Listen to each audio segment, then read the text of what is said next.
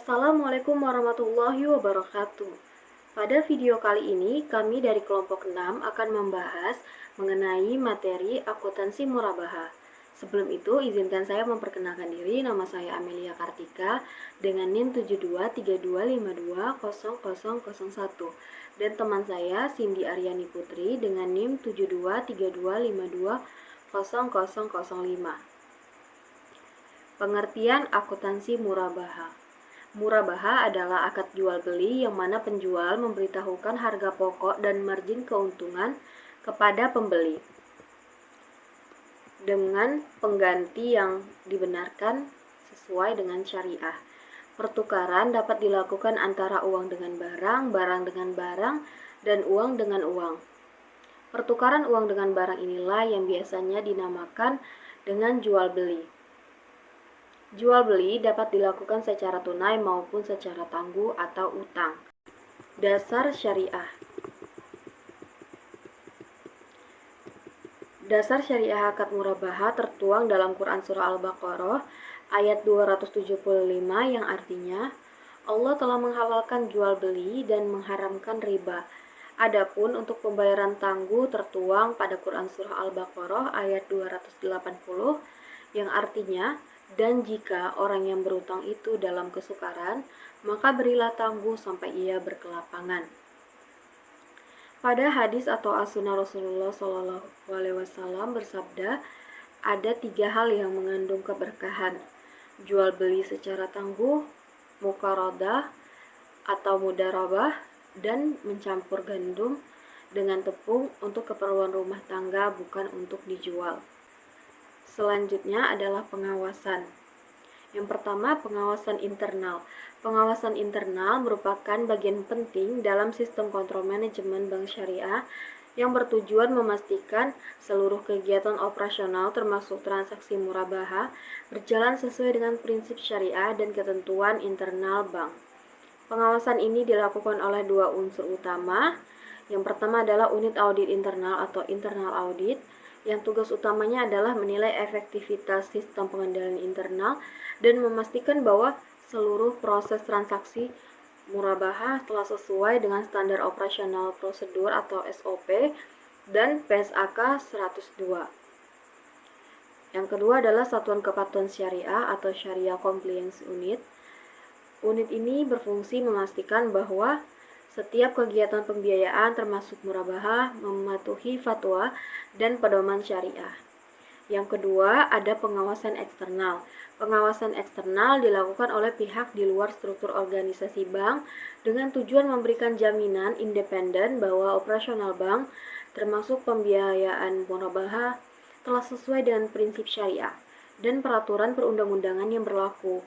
Pengawasan eksternal dilakukan oleh Dewan Pengawas Syariah atau DPS, Otoritas Jasa Keuangan atau OJK, dan auditor eksternal.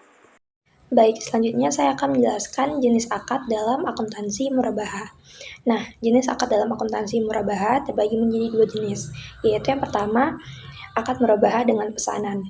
Murabaha dengan pesanan artinya penjual akan melakukan pembelian barang jika ada pesanan dari pembeli. Dengan kata lain, penjual tidak memiliki persediaan barang dagangan. Nah, akad murabaha dengan pesanan ini terbagi lagi menjadi 2 bagian, yaitu yang pertama, murabaha dengan pesanan yang bersifat mengikat. Dalam akad ini, pembeli memesan barang kepada penjual dan ada kesepakatan bahwa pembelian tidak boleh dibatalkan. Setelah penjual melakukan pembelian barang dan barang tersebut mengalami penurunan nilai, yaitu bisa jadi karena rusak atau mengalami penyusutan. Sebelum diserahkan kepada pembeli, maka hal itu menjadi beban penjual dan akan mengurangi nilai aset atau barang yang akan dijual. Yang kedua, murabaha dengan pesanan yang bersifat tidak mengikat. Dalam akad ini, pembeli memesan barang kepada penjual, kemudian penjual membeli barang kepada supplier. Jika barang yang telah dibeli penjual tidak sesuai dengan spesifikasi yang diinginkan pembeli, maka pembeli dapat membatalkan pembelian barang tersebut. Jenis akad murabaha yang kedua yaitu akad murabaha tanpa pesanan. Pada murabaha jenis ini, penjual melakukan pembelian barang kepada supplier atau produsen tanpa harus ada pesanan terlebih dahulu dari pembeli. Murabaha jenis ini bersifat tidak mengikat. Selanjutnya saya akan menjelaskan rukun ijab kabul akad murabaha. Yang pertama adalah adanya penjual, yaitu penjual atau bai dan pembeli atau mushtari. Dalam akad murabahah pada bank syariah, nasabah bertindak sebagai pembeli sedangkan bank syariah bertindak sebagai penjual. Para pihak yang terlibat dalam akad harus balik, berakal, dan cakap menurut Islam. Yang kedua adalah mabi, atau barang yang akan diperjualbelikan. Barang yang menjadi objek jual beli harus memenuhi kriteria. Yang pertama adalah jelas sifat atau ciri-ciri, kuantitas, dan jenisnya. Yang kedua, barang tersebut halal atau tidak termasuk barang yang diharamkan oleh syariat Islam atau mendatangkan mudarat dan thayyib atau memberikan manfaat. Yang ketiga, barang harus memiliki nilai. Nah, rukun yang ketiga adalah saman atau harga. Harga barang dan keuntungan harus disebutkan secara jelas jumlahnya dan mata uang apa yang digunakan atau rupiah atau mata uang atau valuta asing.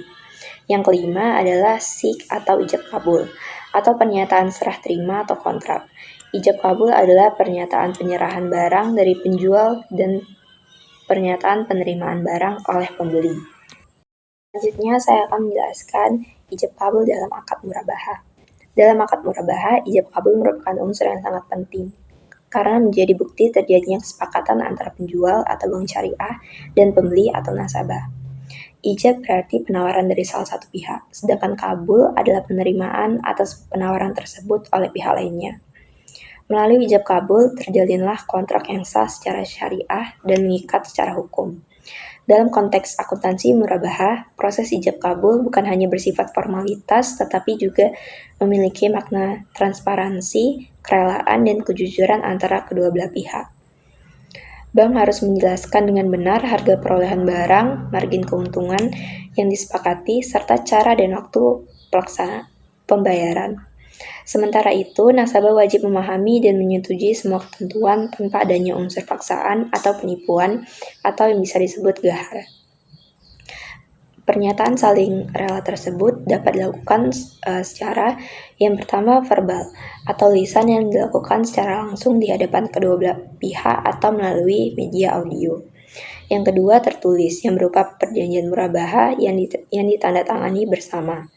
Dan yang terakhir, elektronik atau digital dengan menggunakan sarana komunikasi modern seperti email, sistem perbankan digital, atau aplikasi online, selama tetap memenuhi prinsip kejelasan akad dan kerelaan pihak yang berakad.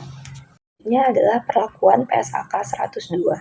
Nah, akuntansi akad murabahah diatur dalam PSAK 102 tentang akuntansi murabahah. Standar akuntansi ini mengatur ketentuan pencatatan akuntansi transaksi murabahah yang dilakukan oleh entitas syariah termasuk bank syariah. PSAK 102 menjelaskan ketentuan pencatatan akuntansi yang terkait dengan akad murabahah dari dua sisi, yaitu penjual dan pembeli. Dalam akad pembiayaan murabahah, bank syariah bertindak sebagai penjual, sehingga bab ini hanya akan membahas perlakuan akuntansi dari sisi penjual saja. Adapun contoh kasus transaksi murabahah adalah contoh kasusnya adalah pada tanggal 1 Maret 2021, Pak Irfan melakukan negosiasi dengan Bank Syariah Indonesia atau BSI untuk memperoleh fasilitas pembiayaan murabahah dalam rangka pembelian rumah dengan informasi, yaitu harga barangnya adalah 375 juta, uang mukanya adalah 20% dari harga barang, margin keuntungannya 11,5% dari pembiayaan yang diberikan, jangka waktu 2 tahun, biaya administrasi 2% dari pembiayaan yang diberikan, dan tanggal penandatanganan akad yaitu 3 hari setelah negosiasi. Nah, seluruh transaksi pembayaran dilakukan melalui rekening nasabah. Pak Irfan dan BSI sepakat bahwa pembayaran angsuran akan dilakukan tanggal 15 setiap bulannya. Keterlambatan pembayaran angsuran tanpa disertai pemberitahuan kepada bank, maka akan dikenakan denda sebesar 8% dari margin murabahah per bulan. Jumlah angsuran per bulan sebesar Rp13.937.500, terdiri dari margin sebesar Rp1.437.500 dan pokok sebesar Rp12.500.000. Perhitungan ini dilakukan berdasarkan pengakuan margin dengan metode proporsional. Nah, selanjutnya kita akan masuk ke pencatatan jurnal dalam akuntansi murabahah. Yang pertama adalah pengakuan uang muka. Nah, dalam contoh kasus di atas, jumlah uang muka yang diterima oleh BSI adalah sebesar 20% dari harga barang, yaitu menghasilkan 75 juta rupiah. Dan terdapat keterangan bahwa semua pembayaran terkait akad murabahah antara Pak Irfan dan BSI dilakukan melalui rekening nasabah. Nah, misalnya Pak Irfan memiliki tabungan mudharabah, maka jurnal yang dibuat oleh bank saat menerima uang muka dari Pak Irfan adalah yaitu pada tanggal 1 Maret 2021 di debit rekening tabungan mudharabah Bapak Irfan sebesar 75 juta dan uang muka dikredit sebesar 75 juta. Nah, pencatatan yang kedua adalah pembelian barang atau objek murabahah. Aset murabahah diakui sebagai persediaan sebesar harga perolehan. Pembelian barang tersebut dapat dilakukan secara tunai maupun kredit. Nah, kondisi yang pertama adalah penjual membeli barang pesanan secara tunai. Masih terkait contoh kasus di atas, misalnya pada tanggal 2 Maret 2021, Bank Syariah Indonesia membeli rumah yang dipesan Pak Irfan senilai 375 juta rupiah secara tunai. Maka jurnal yang harus dibuat oleh Bank Syariah Indonesia yaitu pada tanggal 2 Maret 2021 di aset murabahah di debit sebesar 375 juta dan kas atau rekening pemasok di kredit sebesar 375 juta. Nah, kondisi yang kedua adalah jika penjual membeli barang secara kredit. Misalnya BSI membeli rumah yang dipesan Pak Irfan secara kredit, maka jurnal yang harus dibuat adalah pada tanggal 2 Maret 2021 aset murabahah di debit sebesar 375 juta dan utang pada pemasok di kredit sebesar 375 juta. Nah, adapun jurnal yang dibuat ketika pelunasan utang kepada pemasok, yaitu pada tanggal 3 Maret 2021, utang pada pemasok di debit sebesar 375 juta dan kas atau rekening pemasok di kredit sebesar 375 juta. Catatan jurnal yang ketiga adalah jika akad murabahah tidak jadi disepakati. Dalam PSAK 102 paragraf 7 disebutkan bahwa murabahah dengan pesanan dapat bersifat mengikat ataupun tidak mengikat. Nah, jika akad murabahah yang disepakati bersifat tidak mengikat dan pembeli tidak jadi membeli barang, maka penjual harus mengembalikan uang muka yang telah diserahkan setelah memperhitungkan biaya-biaya yang telah dikeluarkan oleh penjual. Nah, misalnya pada contoh kasus sebelumnya, yaitu pada tanggal 4 Maret 2021, Pak Irfan membatalkan pembelian rumah sehingga Bank Syariah mengembalikan uang muka sebesar 70 juta rupiah, yaitu setelah dipotong 5 juta untuk mengganti beban-beban yang dikeluarkan bank dalam pengadaan barang dan kerugian akibat pembatalan pembelian barang kepada pemasok.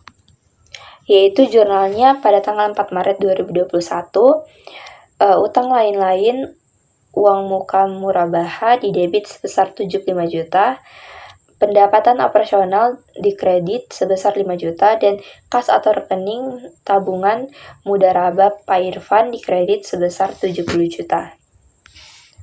Baik, pencatatan jurnal yang keempat adalah saat akad murabahah disepakati atau saat penyerahan barang kepada pembeli, yaitu yang pertama penjualan aset murabahah. Berdasarkan PSAK 102 paragraf 22, dijelaskan bahwa pada saat akad murabahah, piutang murabahah diakui sebesar biaya perolehan aset murabahah ditambah margin atau keuntungan yang disepakati. Penjualan aset murabahah dapat dilakukan secara tunai atau tangguh, tetapi tidak melebihi satu periode akuntansi, dan penjualan tangguh melebihi satu periode akuntansi. Selanjutnya, jika penjualan tunai atau tangguh tetapi tidak melebihi 1 tahun. Dalam PSAK 102 paragraf 23 disebutkan bahwa keuntungan murabahah diakui pada saat terjadinya penyerahan barang. Jika akad murabahah dilakukan secara tunai atau tangguh tetapi tidak melebihi 1 tahun, dengan menggunakan contoh kasus sebelumnya, jika jangka waktu akad murabahah antara Pak Irfan dan Bank Syariah Indonesia adalah 1 tahun, dengan harga perolehan aset 375 juta rupiah, jumlah piutang murabahah 409 Rp34.500.000 dan total margin murabahah adalah Rp34.500.000. Maka jurnal yang dibuat bank saat penjualan aset murabahah adalah pada tanggal 4 Maret 2021, kas atau piutang murabahah didebit sebesar Rp409.500.000, aset murabahah dikredit sebesar Rp375.000.000, dan pendapatan margin murabahah dikredit sebesar Rp34.500.000. Selanjutnya adalah penjualan tangguh lebih dari 1 tahun. Dalam akad murabahah, tangguh yang lebih 1 tahun, keuntungan murabahah diakui sebagai margin murabahah tangguhan. Dengan contoh yang sama, dengan poin sebelumnya, saat akad murabahah dengan jangka waktu 2 tahun ditandatangani, maka bank sebagai penjual membuat jurnal yaitu pada tanggal 4 Maret 2021,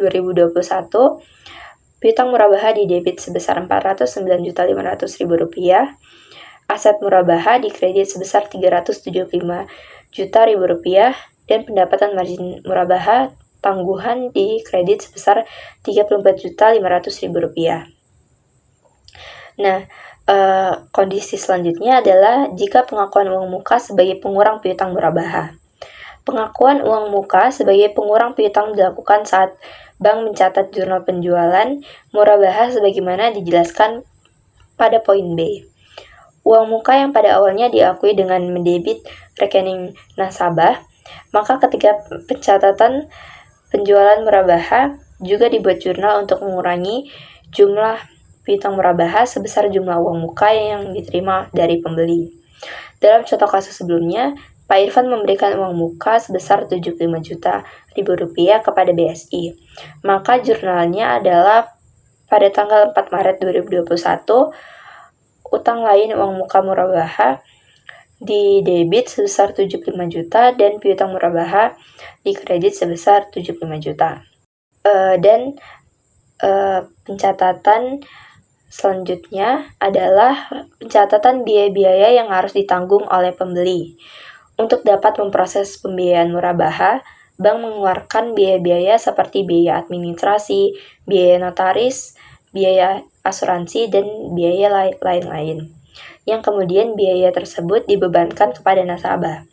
Nah, misalnya dalam contoh akad murabahah antara Pak Irfan dengan BSI, disebutkan bahwa biaya administrasi sebesar 2% dari jumlah pembiayaan, yaitu 2% dikali 300 juta, yang mana menghasilkan Rp6 juta. Maka jurnal yang dibuat oleh bank adalah 4 Maret 2021, rekening nasabah Bapak Irfan didebit sebesar 6 juta dan pendapatan administrasi didebit sebesar 6 juta.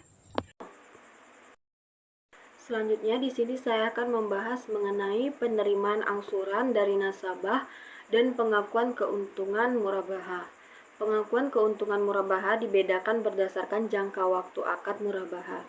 Jika akad dilakukan secara tunai atau tangguh tetapi tidak lebih dari 1 tahun, keuntungan atau pendapatan margin murabahah dapat diakui pada saat penyerahan aset murabahah. Hal ini sebagaimana disebutkan dalam PSAK 102 paragraf 23, jika jangka waktu akad murabahah lebih dari 1 tahun, maka terdapat beberapa alternatif metode pengakuan keuntungan murabahah yang disesuaikan dengan besarnya piutang yang berhasil ditagih. PSAK 102 paragraf 23B menjelaskan beberapa metode pengakuan keuntungan murabahah tersebut, yaitu 1. Keuntungan diakui saat penyerahan aset murabahah. Metode ini diterapkan untuk murabahah tangguh di mana resiko penagihan kas dari piutang murabahah dan beban pengelolaan piutang serta penagihannya relatif kecil. Yang kedua, keuntungan diakui secara proporsional dengan besaran kas yang berhasil ditagih dari piutang murabahah. Metode ini digunakan untuk transaksi murabahah tangguh di mana terdapat resiko piutang tak tertagih yang relatif besar atau beban untuk mengelola dan menagih piutang yang relatif besar juga. Yang ketiga, keuntungan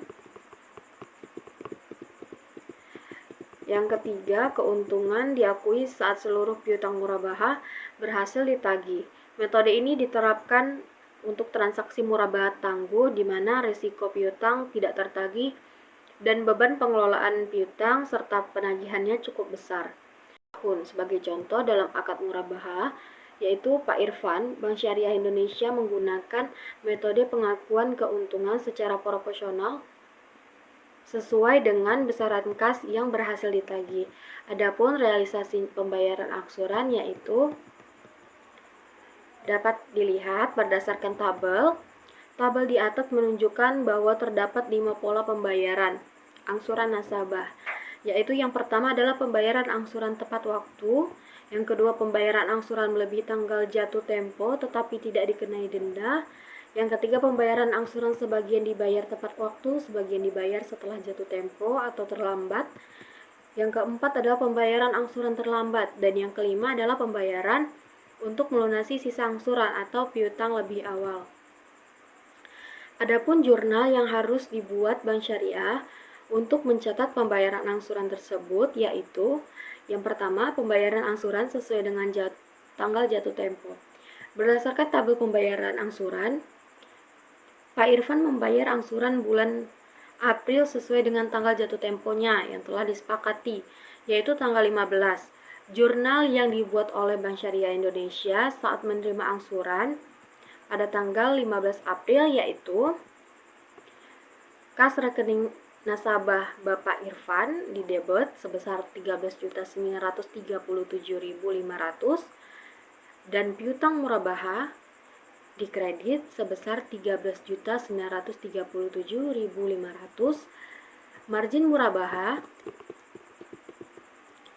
tangguhan di debit sebesar 1.437.500. Pendapatan margin murabaha akrual di kredit dengan nominal yang sama. Untuk tanggal 20 Mei 2021, maka jurnalnya kas atau rekening nasabah Bapak Irfan sebesar 13.937.500 di debit dan piutang murabaha jatuh tempo di kredit.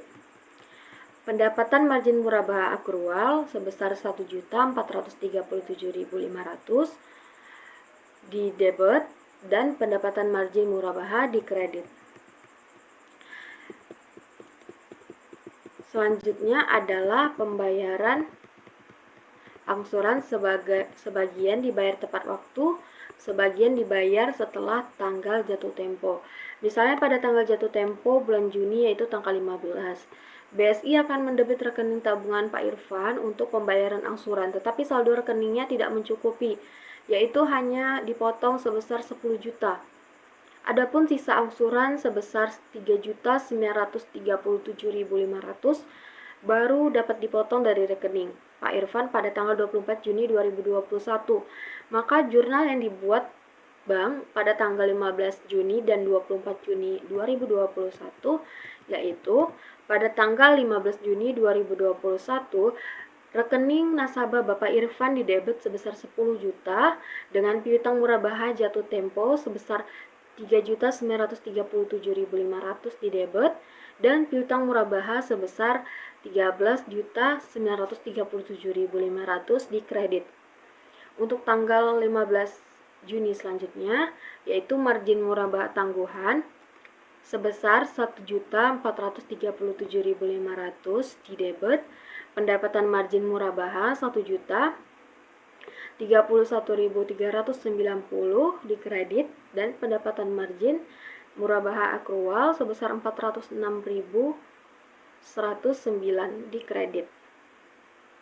Untuk tanggal 24 Juni 2021, rekening nasabah Bapak Irfan sebesar 3.937.500 di debit dan piutang murabaha jatuh tempo di kredit.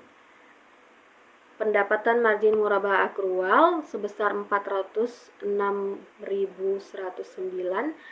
di debit dan pendapatan margin murabaha di kredit sebesar 406.109 adalah pembayaran angsuran terlambat dan dikenakan denda. Dalam contoh akad murabaha antara Pak Irfan dengan BSI, pembayaran angsuran pada bulan Juli mengalami keterlambatan tanggal jatuh tempo yaitu tanggal 15 Juli 2020 Tetapi Pak Irfan baru membayar angsuran pada tanggal 1 Agustus dengan asumsi bahwa keterlambatan pembayaran angsuran lebih dari 2 minggu dan nasabah tidak memberikan konfirmasi adanya kesulitan keuangan, maka dikenakan denda.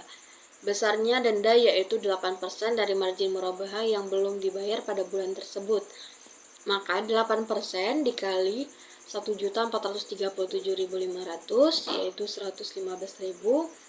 Ketentuan pengenaan denda atas ketidakdisiplinan pembayaran angsuran ini telah disepakati oleh Pak Irfan dan BSI pada awal akad. Adapun jurnal yang dibuat BSI saat penerima pelunasan yaitu 1. Jika potongan diberikan pada saat pelunasan, maka dianggap sebagai pengurang keuntungan murabahah. Jurnalnya adalah pada saat mengakui potongan pelunasan piutang sebesar 5.750.000, margin murabahah tangguhan sebesar 5.750.000 di debit, piutang murabahah sebesar 5.750.000 di kredit. Pada saat menerima pelunasan pada tanggal 15 Agustus 2021, kas rekening nasabah Bapak Irfan sebesar 273 juta di debit dan piutang murabahah di kredit sebesar 273 juta, margin murabahah tangguhan di debit sebesar 23 juta, dan pendapatan margin murabahah di kredit sebesar 23 juta. Jika potongan diberikan setelah pelunasan, yaitu Bank Syariah sebagai penjual menerima pelunasan terlebih dahulu, kemudian bank memberikan potongan kepada nasabah, maka jurnal yang dibuat bank adalah pada saat penerima pelunasan angsuran dari nasabah pada tanggal 15 Agustus 2021, kas rekening nasabah Bapak Irfan di debit sebesar 273 juta, margin murabahah tangguhan di debit sebesar 5.750.000, piutang murabahah sebesar 278.750.000 di kredit. Pada saat bank memberikan potongan atas pelunasan angsuran, pendapatan margin murabahah di debit sebesar 5.750.000 dan kas rekening nasabah Bapak Irfan di kredit sebesar 5.750.000.